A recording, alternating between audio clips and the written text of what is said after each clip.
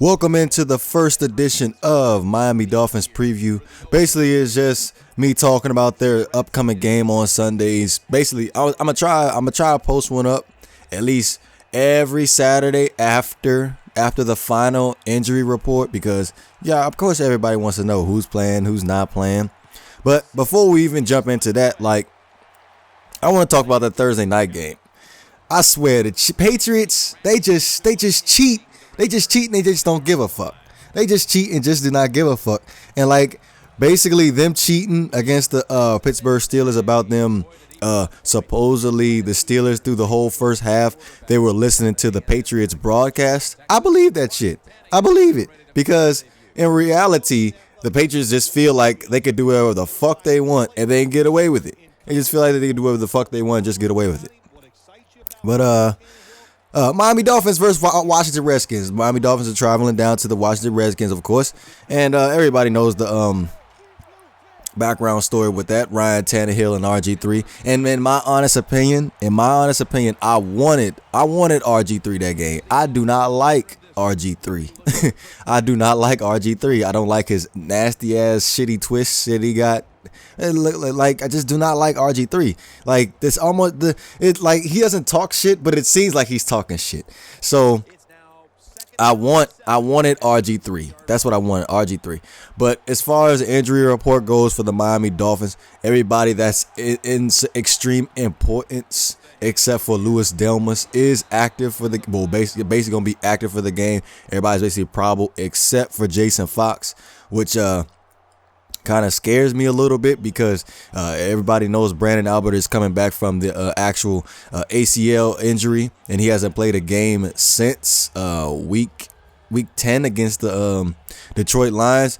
So he's gonna be playing. He's gonna be starting, but I wouldn't. As far as it was, the Washington Redskins are a weak ass team anyway, so I wouldn't even want to force the issue with Brandon Albert, but it's a great way for Brandon Albert to get his feet wet against I don't even know who's going to be on that side because Junior Galetta is suspended, or he's hurt. I think he's hurt or he's suspended. I'm not sure. I got to check again. But Carragher is going to be on the other side against Jawan James. So I'm not really worried about as far as Brandon Albert getting beat a lot, but I'm sure they're going to be sending him a lot of blitzes.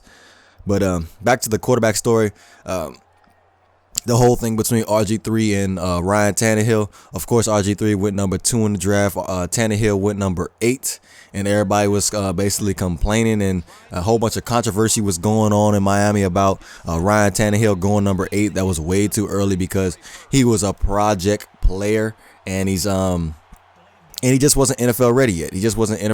He was extremely raw as a quarterback. But as we can see through the past 4 seasons, we can see who's having the better career. Ryan Tannehill, of course. RG3 is struggling to stay on the field. Man is struggling to master the offense, and I believe that RG3 is the third on the depth chart behind Kirk Cousins and Colt McCoy. So it's about time for people to actually give Tannehill his props and be like, okay, he's better than RG3. I'm sorry. And RG3, he only won how many games? 8 games in his whole career. 8 games in his whole career. Come on now, give Tannehill some props, man.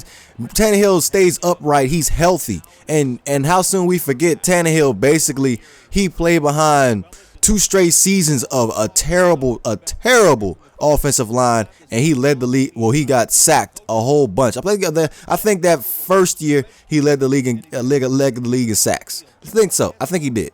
Led the league in sacks. So this man is getting hit a lot, and Tannehill has not missed a start yet. Hasn't missed not one start.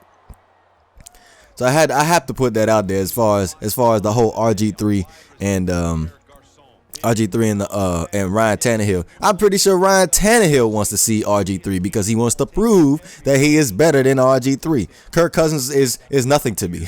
Kirk Cousins means nothing to me. I have no beef against Kirk Cousins. I just pray for Kirk Cousins. But Devontae Parker is going to be active the game, so I'm going to be interested to see exactly how they're going to get him involved in the offense, because there's weapons all on the field. There's weapons all on the field for the Miami Dolphins. Greg Jennings, Jarvis Landry, Kenny Stills is playing, and of course Devontae Parker and Jordan Cameron. It's going to be extremely interesting to see. I know in the Washington Redskins secondary, they got D'Angelo Hall, that boy Breland, and what's the other guy? I forgot who. Oh, Chris Culliver. I like Chris Culliver as a corner, so that's going to be an interesting matchup to watch as far as the Washington Redskins secondary.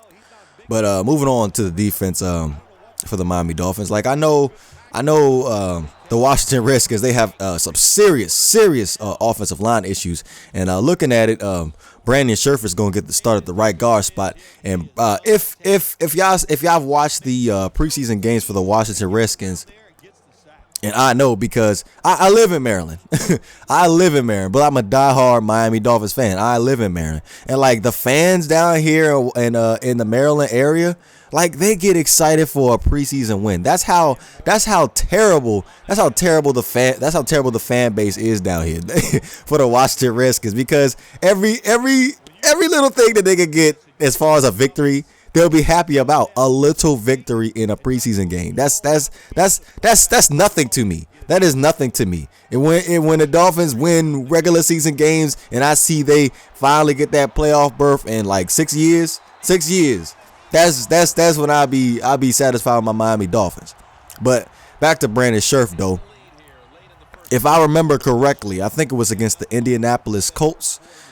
He was responsible for one of the hits that RG3 took that led up to him getting his concussion. Led up to him getting his concussion, and he's gonna be lining up against Ndamukong Suh. Oh my gosh, that is going to be something to watch. Like literally, I will be watching that matchup in particular through the whole game. I want to see that.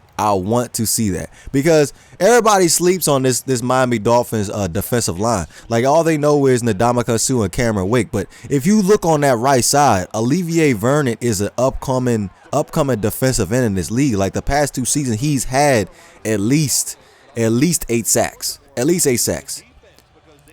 So with that said, like I can see Olivier Vernon coming out and having a big year this year. I'm going to go out and make a prediction about that. I think Olivier Vernon will get at least 13 sacks. Because, of course, Ndamukong Suh's going to demand that double team, sometimes even a triple team. So Cameron Wake is going to be coming in single blocked too, and he needs to be double teamed as well. So Olivier Vernon, he should have a career year this year. But another thing as far as the Miami Dolphins defense, Walt Aikens, he's going to get his first career start at free safety because Louis Delmas is hurt for the season. He re-injured that same ACL he tore last season. But before the Dolphins even signed Louis Delmas back in the offseason, I had a lot of faith in Walt Aikens to actually taking up that starting role as the free safety, because man has the size, has the intangibles, can go down and check a wide receiver, check a tight end, is great in the run game. So I'm excited to see what Walt Aikens can show us, because I think he could be a star in the league. He has that frame, has that potential to be a good star free safety in the league.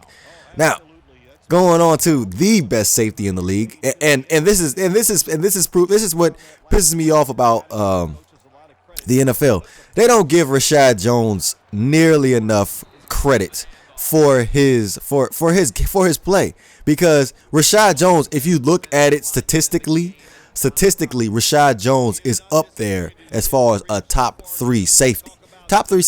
Man could cover. Man could tackle. Man, this man, like, for how many safeties do you know? That can come down and have over 100 tackles? Come down and make over 100 tackles and get 4 interceptions?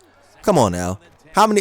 That's unheard of for a safety. So, like, if those of y'all that do not know who Rashad Jones is, like, Rashad Jones is that safety. He is and he is the best safety in the league. Like I've been saying in previous Madden videos, this man is the best safety in the league. Now, as far as the final score goes, I am going to predict, and I'm going to be extremely lenient on this too. I'm going to be extremely lenient. I have 100% faith that my Miami Dolphins will win the game, but 31 Miami, 17 Washington. that is me being lenient. If I was just someone just gonna be straight cutthroat, no holds barred about it, Washington would not be having more than 3 points. I do not see them scoring more than 3 points, and I will take my Sam's Club retirement money to Vegas on that. My feet are on the table about us Washington. I mean, not Washington. Us Miami Dolphins winning this game. But like always, shout out to my fellow Miami Dolphins fans out there. But as far as that goes, that is your roster. Well, not roster, not roster. Your Miami Dolphins preview up against the Washington Redskins. If you enjoyed the content, please don't forget to hit that like and subscribe button. And also, I think I'll do a result video too as well as soon as the game is over. But this is a great one, Devore. I'm up out of here.